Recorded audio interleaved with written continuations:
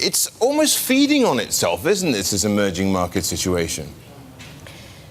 Well, I would say somebody has started feeding it, and that's the U.S. with its monetary policy normalization, but I don't think that's behind, you're right, behind the whole thing, because we've known that for a while.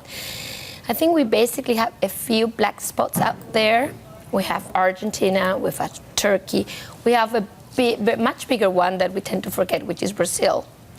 And that might be coming very soon. So, you know, we have countries, and they're not Asian countries, and that's where I want to head, that I think there is a little bit of an extra sell-off that we should not have seen in Asia, because most of these countries have current account deficits, which Asia in general, except for Indonesia and India, don't have, and certainly much smaller than during the 2013 tapering episode.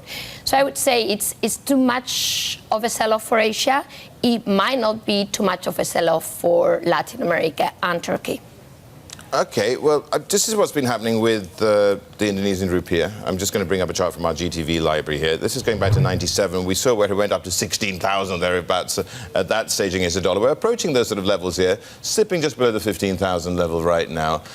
But as you say, you look at some of these other currencies. I was looking at the Argentine peso going back to the start of the century, 2000. It has, the dollar has appreciated because it can't depreciate 3,700%. So the dollar's actually appreciated 3,700%. I mean, that's just mind-boggling. It is, but there's been as much inflation as that. So, you know, in terms of actual price level in Argentina, nowhere is caught up. So what I'm trying to say... that's gratifying, isn't it, Alicia? That's right, that's right. I mean, it's just these are economies that basically depend on very few products. Yeah, you can think of soy for Argentina. That's where the export taxes are going. Yeah, I mean, they basically tax the most productive sectors. Beef. These are the most productive sectors in the country. Why do they tax those? These are the only taxable sectors because they're productive. So in a way, you know, it's a catch-22.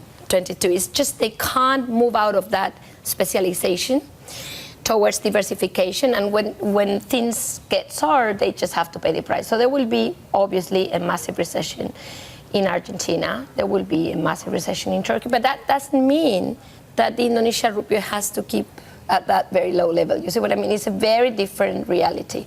So I would imagine that markets, and this brings me to China, will react positively, especially in Asia, and to some extent this will also help some commodity exporters, Argentina and Brazil being some of them, but their underlyings are worse. But I'm saying, wait for China's stimulus.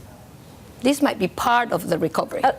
The minute the market realizes that the stimulus is there, that we don't believe in this, you know, kind of ad hoc measures to increase tax revenue, and that it actually isn't such thing as an increase in tax revenue through employment contributions and the like, i.e. that there is a real stimulus in China, I think the markets will see that, as in 2008, very much of a good news for yen. Alicia, and I think that's where we'll see the recovery.